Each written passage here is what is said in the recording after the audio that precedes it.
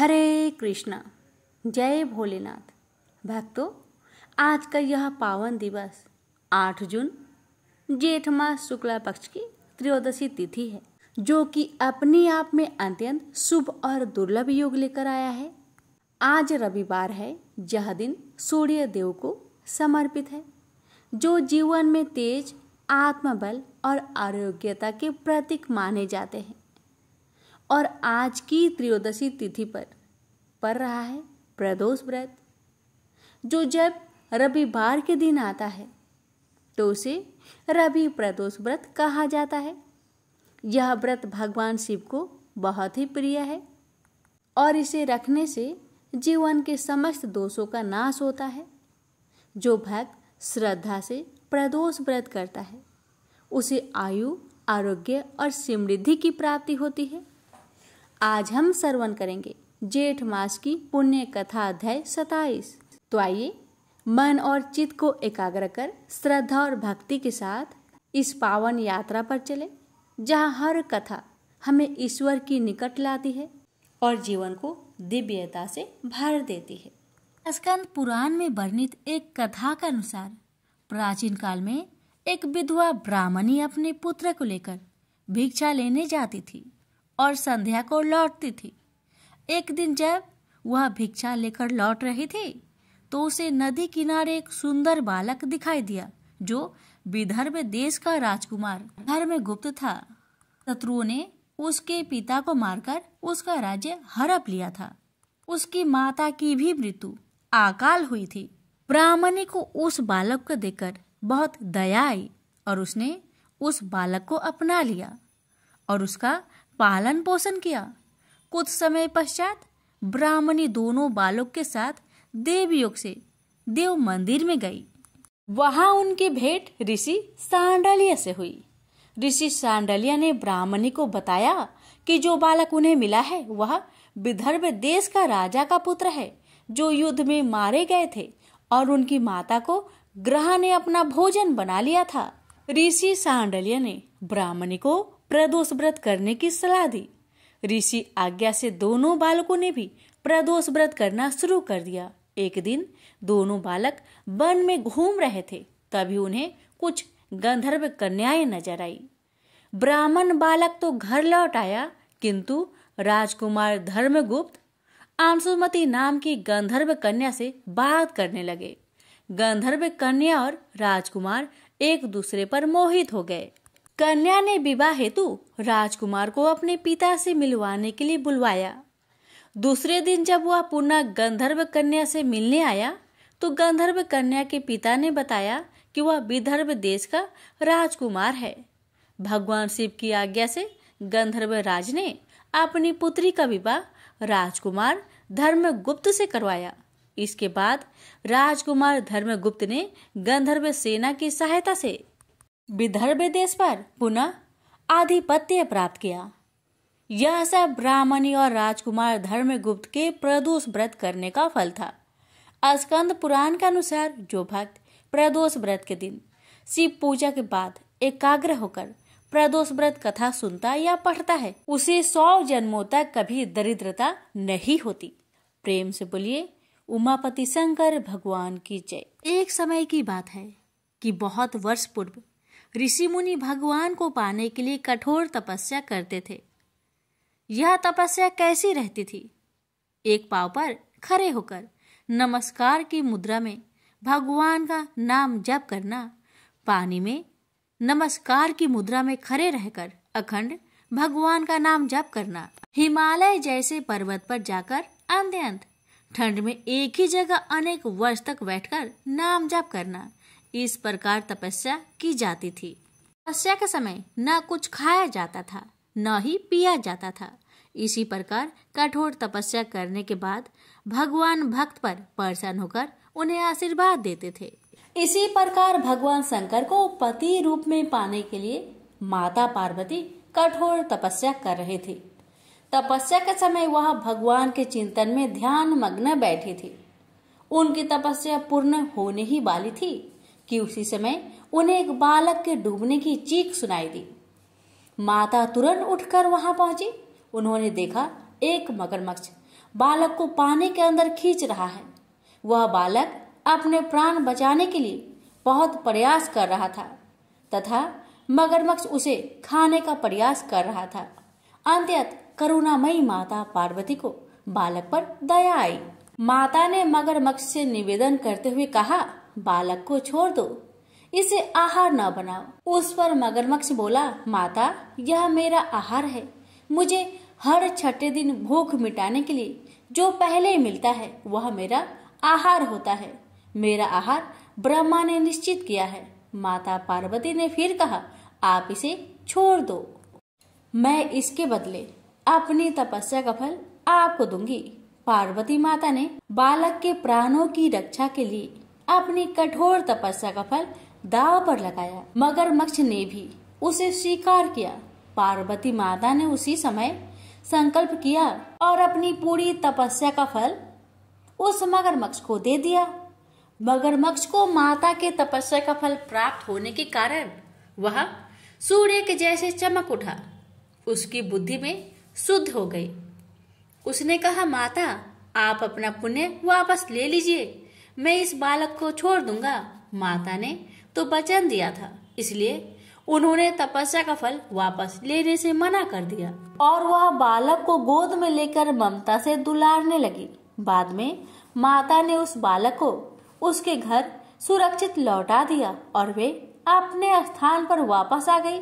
भगवान शिव जी को प्राप्त करने हेतु उन्होंने पुनः तप करना आरंभ कर दिया। उसी समय भगवान शिव जी माता पार्वती के सामने प्रकट हो गए। भगवान शिव जी उन्हें बोले, पार्वती अब तुम्हें तप करने की आवश्यकता नहीं है। हर प्राणी में मेरा ही वास है। तुमने उस मगरमच्छ को अपने तप का जो फल दिया है वह मुझे ही प्राप्त हुआ है, इसलिए तुम्हारे तप का फल अनंत गुना हो गया है। तुमने करुणा और ममता से द्रवित होकर बालक की रक्षा की, इसलिए मैं तुम पर प्रसन्न हूँ और तुम्हें अपनी पत्नी के रूप में स्वीकार करता हूँ। प्रेम से बोलिए उमापति शंकर भगवान की जय। भक्तों, और इस प्रकार भगवान शिव ने अपने सच्चे भक्त को अभय दान दिया। जहाँ श्रद्धा है वहाँ शिव है, जहाँ समर्पण है वहाँ कृपा बरसती ही है। जय भोलेनाथ। भक्तों अब सुनिए। भक्तों, आगे श्री सुखदेव जी कहते हैं, सृष्टि के प्रारंभ से ब्रह्मा जी ने इसी धारणा के द्वारा प्रसन्न हुए भगवान से यह सृष्टि विषयक स्मृति प्राप्त की थी, जो पहले प्रलय काल में विलुप्त हो गई थी। इससे उनकी दृष्टि अमोघ और बुद्धि निश्चयात्मिक का हो गई। तब उन्होंने इस जगत को वैसे ही रचा जैसे कि यह प्रलय के पहले था। वेदों की वर्णन शैली ही इस प्रकार की है कि लोगों की बुद्धि स्वर्ग आदि निरर्थक नामों के फेर में फंस जाती है। जीव वहां सुख की वासना में सपने सा देखता हुआ भटकने लगता है, किंतु उन मायामयी लोकों में कहीं भी उसे सच्चे सुख की प्राप्ति नहीं होती। इसलिए विद्वान पुरुषों को चाहिए कि वह विविध नाम वाले पदार्थों से उतना ही व्यवहार करे जितना प्रयोजनीय हो।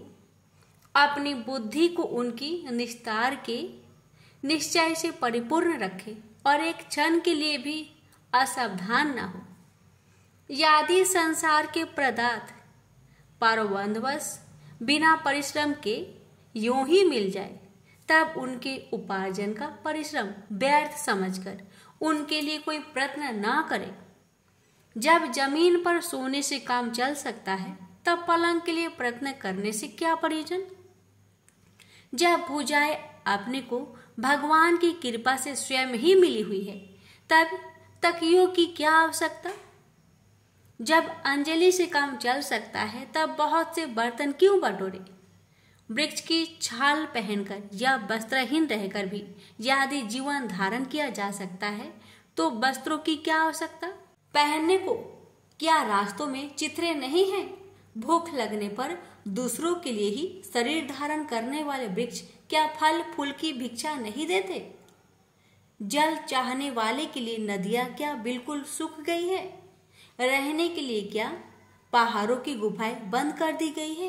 अरे भाई, सब न सही, क्या भगवान भी अपने शरणगतों की रक्षा नहीं करते? ऐसी स्थिति में बुद्धिमान लोग भी धन के नशे में चोर घमंडी धनियों की चापलूसी क्यों करते हैं?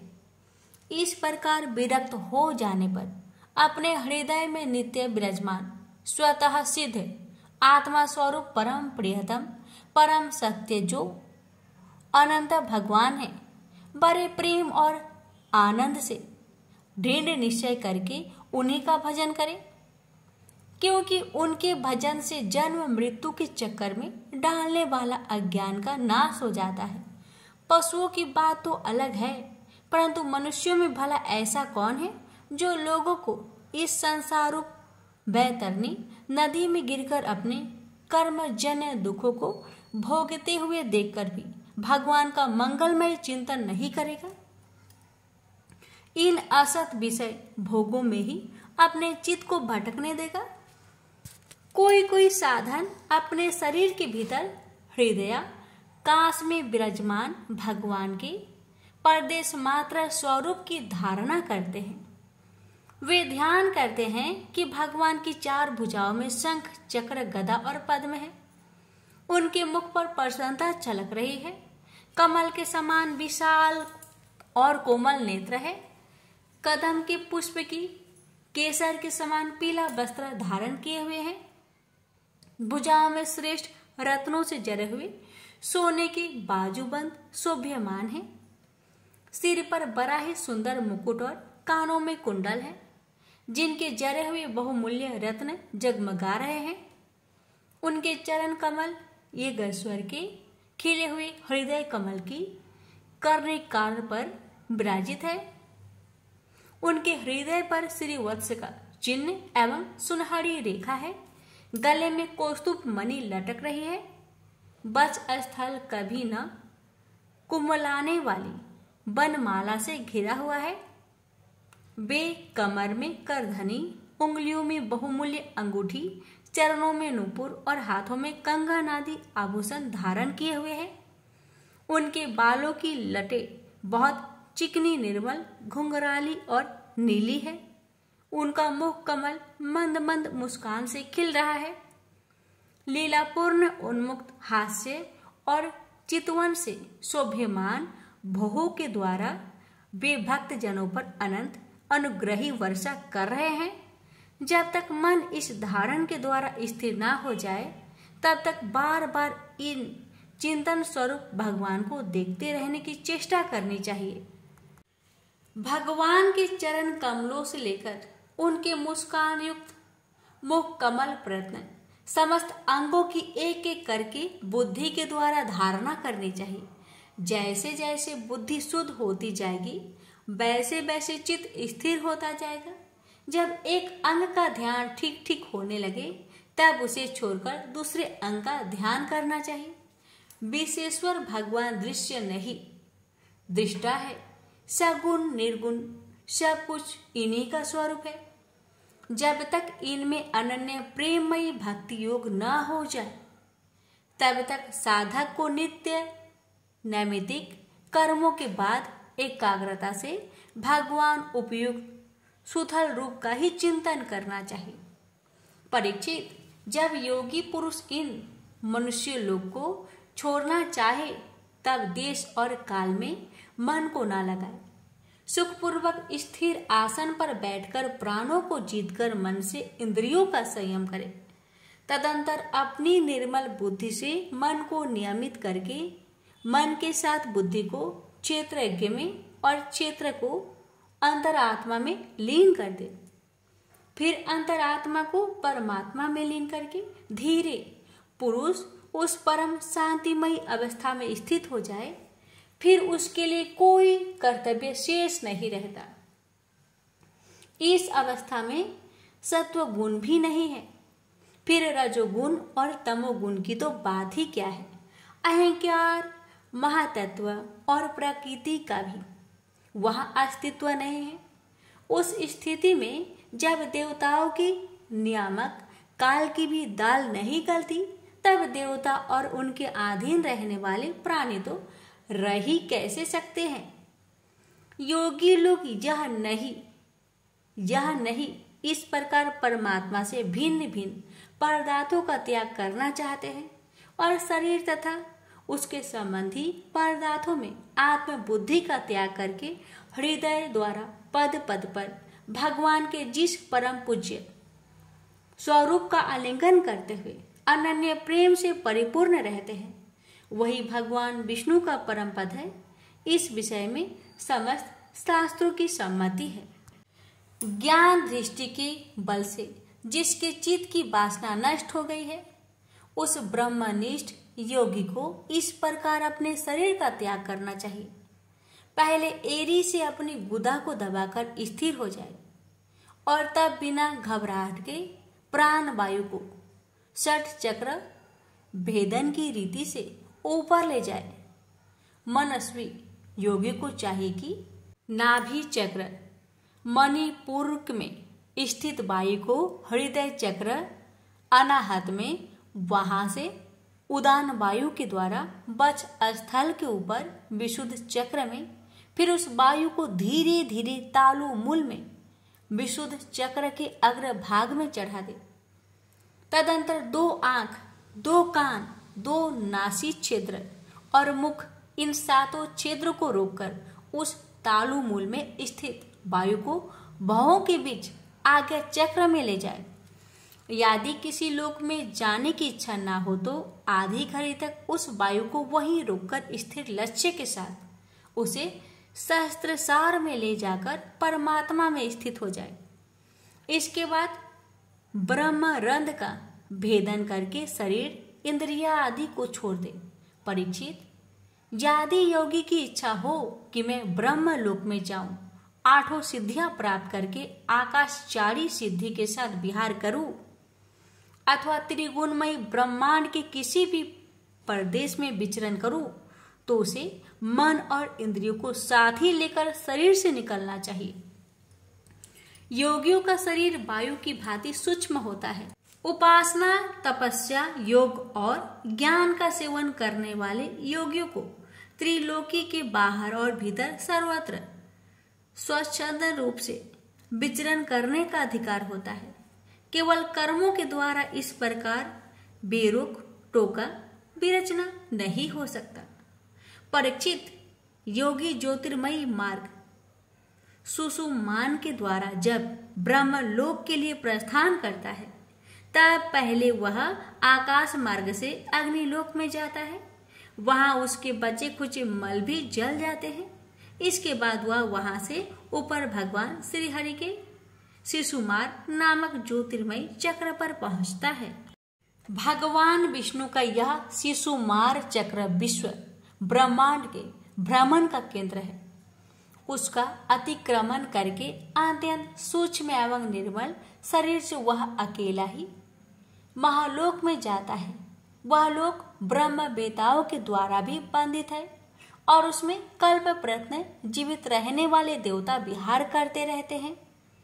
फिर जब प्रलय का समय आता है, तब नीचे के लोगों को शेष के मुख से निकली हुई आग के द्वारा भस्म होते देख वह ब्रह्मलोक में चला जाता है। जिस ब्रह्मलोक में बड़े बड़े सिद्धेश्वर विमानों पर निवास करते हैं, वह ब्रह्मलोक की आयु ब्रह्मा की आयु के समान ही 2 परादर्द की है। वहां ना सुख है, ना दुख है, ना बुढ़ापा है, ना मृत्यु। फिर वहां किसी प्रकार का उद्वेग या भय तो हो ही कैसे सकता है। वहां यदि दुख है तो केवल एक बात का, वह यही है कि इस परम पद को न जानने वाले लोगों के जन्म मृत्युमय अत्यंत घोर संकटों को देखकर दयावश वहां के लोगों के मन में बड़ी व्यथा होती है।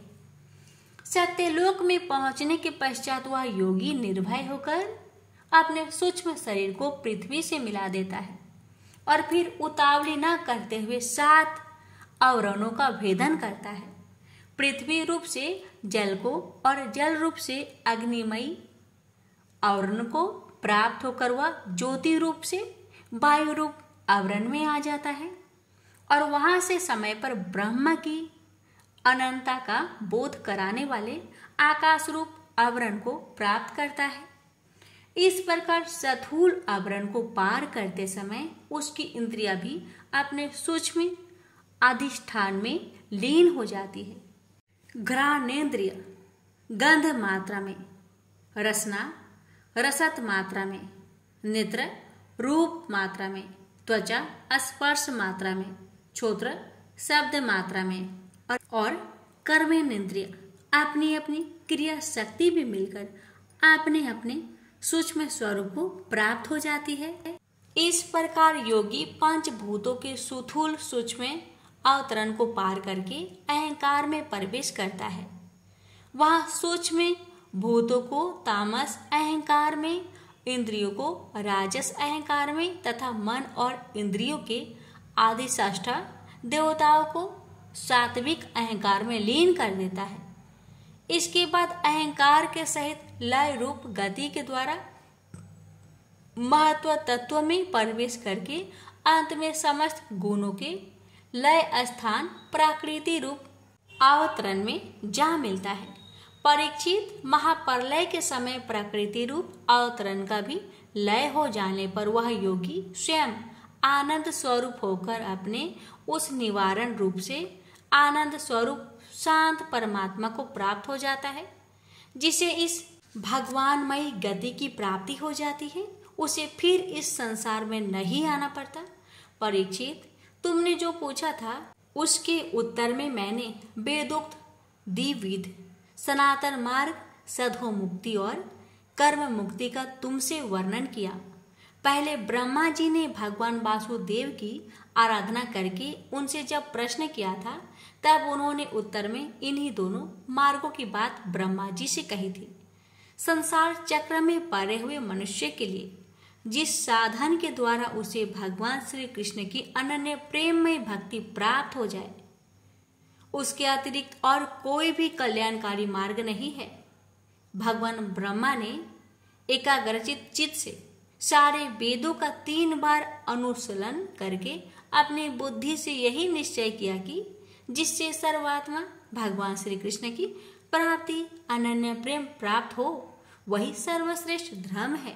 समस्त चर अचर प्राणियों में उनके आत्मा स्वरूप में भगवान श्री कृष्ण ही लक्षित होते हैं, क्योंकि ये बुद्धि आदि दृश्य पदार्थ उनका अनुमान करने वाले लक्षण हैं। वे इन सबके साक्षी एकमात्र दृष्टा है। परीक्षित, इसलिए मनुष्य को चाहिए कि सब समय और सभी स्थितियों में अपनी संपूर्ण शक्ति से भगवान श्री हरि का ही श्रवण, कीर्तन और स्मरण करे। राजन, संत पुरुष आत्मा स्वरूप भगवान की कथा का मधुर अमृत बांटते ही रहते हैं, जो अपने कान के दोनों में भर भर कर उनका पान करते हैं। उनके हृदय से विषयों का विषैला प्रभाव जाता रहता है, वह शुद्ध हो जाता है और वे भगवान श्री कृष्ण के चरण कमलों की सानिधि प्राप्त कर लेते हैं। प्रेम से बोलिए हरे कृष्णा। भक्तों, आज की यह दिव्य कथा यहीं पर समाप्त हो रही है। इसकी आगे की कथा कल के वीडियो में अवश्य सुनिएगा। भक्तों, वह परम पुरुष जो सृष्टि के पालक है, जो अनंत जल में शेष नाग पर शयन करते हैं, जिनकी नाभि से ब्रह्मा उत्पन्न हुए, वही भगवान विष्णु जब सृष्टि की रचना का विचार करते हैं, तब प्रारंभ होती है यह दिव्य गाथा। सागर मंथन के समय राक्षस देवताओं का मजाक उड़ाते रहे और अपना पूरा भुज बल दर्शाते हुए सर्पराज को खींचते रहे। देवताओं ने अपने बल का पूरा प्रयोग किया। उनके खींचने की इस प्रक्रिया में वासुकी महासर्प ने अपने जहर को उगल दिया। 20 ज्वालाएं बिखरने लगा। इन ज्वालाओं में कितने ही राक्षस जल गए। लग रहा था कि इस हलाहल से पूरा लोक ध्वंस हो जाएगा। उसी समय मंदर पर्वत भी समुद्र के अंदर डूब गया। सबने शिव से प्रार्थना की। शिव ने हलाहल को निगल डाला और उसे कंठ में ही रोककर लोक की रक्षा की। वे गरल कंठ कहलाए गए। विपत्ति टली पर पर्वत डूब गया। देवताओं ने विष्णु से प्रार्थना की। विष्णु ने बड़े कच्छप के रूप में कूर्मा अवतार लिया और समुद्र में डूबे पर्वत को अपनी पीठ पर ढोते हुए ऊपर ले आए। अच्छा बनकर मंदर पर्वत को ढोते हुए विष्णु ने बड़ी ही सावधानी बरती। पर्वत त्राग पर बैठकर उन्होंने एक पांव से उसे दबाकर रखा, जिससे वह इधर उधर ना हिले डुले। साथ ही देवताओं के साथ मिलकर वे समुद्र को मथने के काम में लगे रहे। यो विष्णु बहु रूपों में दिखे। सागर मंथन का काम सुचारू रूप से चलने लगा। क्षीर सागर से चंद्र, लक्ष्मी, कल्प वृक्ष, कामधेनु, इरावत हाथी, उच्च श्रवा घोड़ा, सूरा नामक नशा व उत्तेजना प्रदान करने वाला पेय और कितने ही पदार्थ उत्पन्न हुए। शिव ने कंठ के हलाहल के ताप के उपशमन के लिए चंद्रमा को सिर पर धारण कर लिया और चंद्रशेखर बने।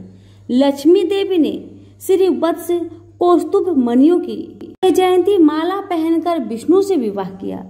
विष्णु लक्ष्मीकांत बने। देवता सूरा पीकर सुर बने।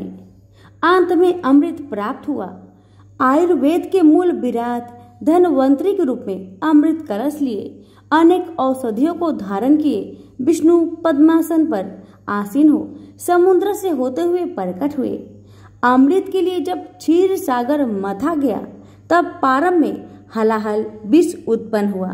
कितने ही विशेषताओं के घटने को उपरांत और देव सहायताओं के बाद अमृत प्राप्त हुआ। लक्ष्य की प्राप्ति हुई, इसलिए श्रम से साधा जाने वाला काम सागर मंथन कहलाता है और यह उसका पर्यवाचिक शब्द बन गया। धनवंतरी के हाथ में जो अमृत कलश था उसे राक्षस उड़ा ले गए और दावा किया कि यह हमारा ही है। राक्षसों और देवताओं में मुठभेड़ हुई। जब दोनों के बीच में यह छीना झपटी हो रही थी तब मंत्र मुक्त कर देने वाली जन्म मोहिनी वहां प्रत्यक्ष हुई। उन्हें देखकर राक्षस उस पर रीझ गए। मोहिनी ने राक्षसों से कहा, अमृत मुझे दो, मैं बांटूंगी। उसकी बातों में आकर राक्षसों ने कलश उसके सुदुर्भ कर दिया। राक्षस एक तरफ बैठे तो देवता दूसरी तरफ बैठे। दोनों के बीच में कलश को कमर पर सटाए जगत मोहिनी नृत्य करने लगी और अमृत बांटने को सन्नद्ध हो गई। निचेष्ट होकर देवता एकटक उसी को तरफ देखने लगे। मदहोश राक्षस मोहिनी के सौंदर्य को देखते हुए तमन्ने हो गए। उन्हें अपनी सुध नहीं रही। देवताओं को भी पहले यह ज्ञात नहीं था कि आखिर यह मोहिनी है कौन, पर जब उन्होंने देखा कि वह देवताओं को ही अमृत पिला रही है और राक्षसों को छल रही है, तब वो जान गए कि मोहिनी कोई और नहीं बल्कि साक्षात विष्णु ही रस रूप पधारे हैं। इसलिए वे चुपचाप अमृत पीते गए। जहां देवता निर्लिप्त होकर अमृत का सेवन करते हुए अमर तत्व पा रहे थे, वहां दैत्यों ने जग मोहिनी के माया जाल में फंसकर उन्मत्त होकर अमर तत्व खो दिया। राहु नामक एक होशियार राक्षस ने जान लिया कि जग मोहिनी राक्षसों को चल रही है। वह जल राक्षसी सिंघिया का पुत्र है, बड़ा ही मायावी है। जब उसने देखा कि सच्चाई बताने पर भी राक्षस सुनने और विश्वास करने की स्थिति में नहीं है, तो उसने स्वयं देवता का रूप धारण किया और देवताओं की पंक्ति में बैठकर अमृत पी गया। सूर्य चंद्र ने उसकी यह धूर्तता देखी और उन्होंने मंदर पर्वताग्र पर आसीन बहुरूपी विष्णु को यह सूचित किया। विष्णु ने अपना चक्र राक्षस को मार डालने भेजा। विष्णु के चक्र से बचने के लिए राहु ग्रहों में चक्कर काटता रहा और आखिर अंतरिक्ष में प्रवेश किया। चक्र ने वहां भी उसका पीछा किया और उसके सिर को धड़ से अलग कर दिया। अमृत की शक्ति के कारण सिर और धड़ सजीव ही रहे। सिर राहु और धड़ केतु के रूप में दो ग्रह में परिवर्तन हुए और ग्रह राशि में सम्मिलित हो गए, किंतु केतु ग्रह के कारण अब ग्रह 9 हो गए। राहु केतु सूर्य चंद्र पर बहुत क्रोधित थे, क्योंकि उन्हीं के कारण उनकी पोल खुली गई। प्रतिकार की भावना से वे अमावस्या और पूर्णिमा के पर्व दिनों में उन पर छाने लगे और उन्हें पीड़ित करने लगे। यो सूर्य चंद्र ग्रहण बने पूरा का पूरा अमृत देवताओं को पिलाकर मोहिनी अदृश्य हो गई। राक्षसों को अपनी त्रुटि मालूम हो गई। तब से लेकर वे विष्णु और देवताओं के कट्टर दुश्मन बन गए। अमृत मंथन के दौरान विष्णु ने कूर्म अवतार, धन्वंतरी का अवतार तथा मोहिनी का अवतार धारण किया। धन्वंतरी अमृत के साथ साथ औषधियां तथा औषधि वेद भी ले आए। वेद शास्त्रों के आदि देवता व वेदों के कुल देव के रूप में धन्वंतरी की पूजा होने लगी। जग मोहिनी विश्व मोहिनी मानी जाने लगी और सौंदर्य व विलास का प्रतीक बनी। नारद जग मोहिनी अवतार की प्रशंसा करते हुए जग मोहिनी राग को महती बीना पर झंकृत करते हुए कैलाश गए।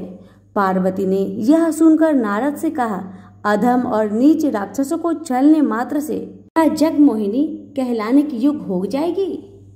हाँ माते, किसी को भी आनंद सागर में डुबो देने वाली और अपने सौंदर्य व हाव भाव से विश्व भर को अपने बस में करने वाली जग मोहिनी ही तो है।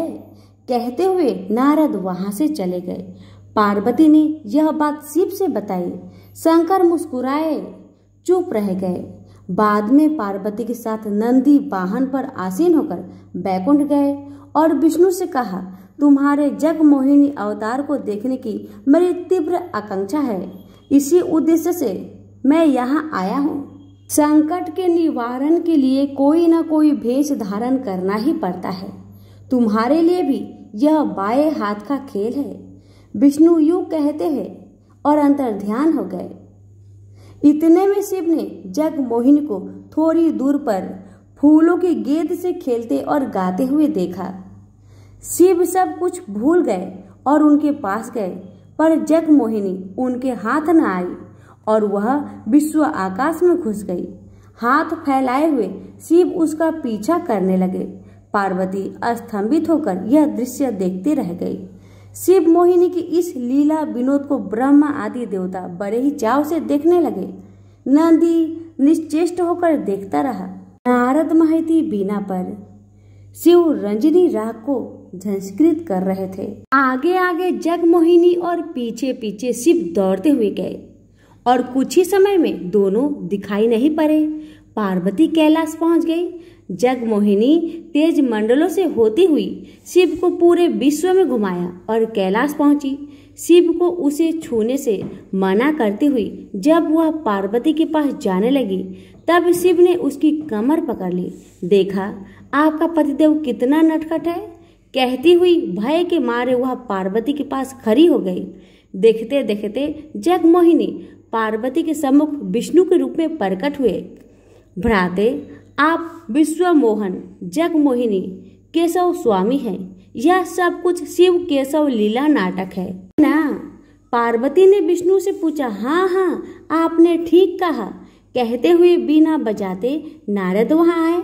जग मोहिनी और शिव रंजनी राग में हरिहर की लीलाओं का गान करते हुए तीनों लोकों में विचरने लगे। शिव ने विष्णु से कहा, अमृत भुलाकर राक्षस तुम्हारे जिस जग मोहिनी रूप को निहारने में मग्न हो गए, उसकी मैं प्रशंसा करता हूँ। रस पिपासा असुरों की धरोहर है। विष्णु ने मुस्कुराते हुए पार्वती से कहा, कहीं ऐसा ना हो कि जब हमारी गंगा भविष्य में आकाश से पृथ्वी पर उतरने जा रही हो, तब तुम्हारे पतिदेव उसे कहीं तुम्हारी सौतन न बना ले। कहते हुए विष्णु अदृश्य हो गए।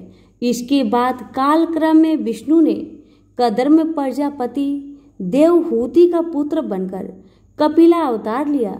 बचपन से ही तपस्या करने का ज्ञान संपन्न होकर कपिल महामुनि के नाम से प्रसिद्ध हुए। कपिल ने अपनी माता देवहूति को अनेकों तत्वों का बोधन किया, जो संख्या योग के नाम से प्रसिद्ध हुए। जब कपिल महर्षि पाताल लोक में निर्विराम एक गुफा में तपस्या कर रहे थे, तब पृथ्वी पर सागर सम्राट 100 अश्वमेध यज्ञ करना चाह रहे थे। इंद्र ने यज्ञ के अश्व को उस गुफा में छिपा दिया, जिससे कपिल महर्षि तपस्या कर रहे थे। सागर के 1000 पुत्र घोड़े को खोजते हुए पाताल लोक में पहुंचे। वहां उन्होंने कपिल महर्षि की गुफा देखी। उन्होंने उस पर आरोप लगाया कि उन्होंने ही घोड़े की चोरी की और उनका तप जब केवल ढोंग है। कपिल ने आंखें जब खोली तब सब के सब जलकर राख हो गए। उन भस्म राशियों पर विष्णुपाद रखे गए और स्वर्ग में मंदाकिनी की तरह प्रवाहित हो रही गंगा को पृथ्वी पर ले आने के लिए सागर के परपुत्र भागीरथ ने घोर तपस्या की और गंगा को प्रसन्न किया। साथ ही गंगा के वेग को सह सकने वाले शिव की तपस्या करके उन्हें भी प्रसन्न कर लिया। गंगा अवतरण के समय गंगा देवी को देखकर शिव उस पर मुग्ध हो गए और उसे अपने जटाजूट में कसकर बांध लिया। फिर भगीरथ की प्रार्थना पर उसे थोड़ी मात्रा में बहने दिया। गंगा भगीरथ के साथ गई और उसके पूर्वजों की भस्म राशियों पर प्रवाहित होकर उन्हें पुण्य लोक भेजा। परम शिव गंगाधर बने और योग गंगा पार्वती की स्वात हुई। सनक नंदिनी मुनि कहलाए जाने वाले सनक, सनंद, संतसु, सनत कुमार नामक 4 मुनि ब्रह्मा के मानस पुत्र है। सदा वे बालक ही बने रहते हैं। विष्णु भक्ति में तत्पर होकर विष्णु का गुणगान करते हुए सभी लोगों में विचरते रहते हैं। विष्णु के दर्शन करने वे बैकुंठ गए। सब द्वारों को पार करते हुए विष्णु मंदिर द्वार पर पहुंचे। विष्णु के ही रूप के जय विजय वहां के द्वारपाल है। उनके 4 हाथ है। उन हाथों में चक्र, शंख, गदा व अभय मुद्राएं हैं। उन दोनों ने मुनियों से कहा कि यह अंदर जाने का समय नहीं है। तब सनक सनदों ने कहा, विष्णु दर्शन के लिए हमारी दृष्टि में कोई समय असमय नहीं होता। कहते हुए उनकी परवाह किए बिना जब वे अंदर जाने को उद्यत हो गए तब द्वारपालकों ने गदाएं उठाकर उन्हें रोका। सनकादि मुनियों ने उन्हें श्राप देते हुए कहा, तुम में विष्णु द्वारपाल बने रहने की योग्यता नहीं है, राक्षसों का जन्म लोगे। यह कोलाहल सुनकर द्वार खोलते हुए विष्णु लक्ष्मी समेत वहां आए। जब विजय ने मुनियों को श्राप के बारे में उनसे बताया और अपना दुख व्यक्त किया, मुनिगण भी अपनी जल्दबाजी पर ही मन चिंतित हुए। तो सभी मिलकर बोले, लक्ष्मी नारायण की जय।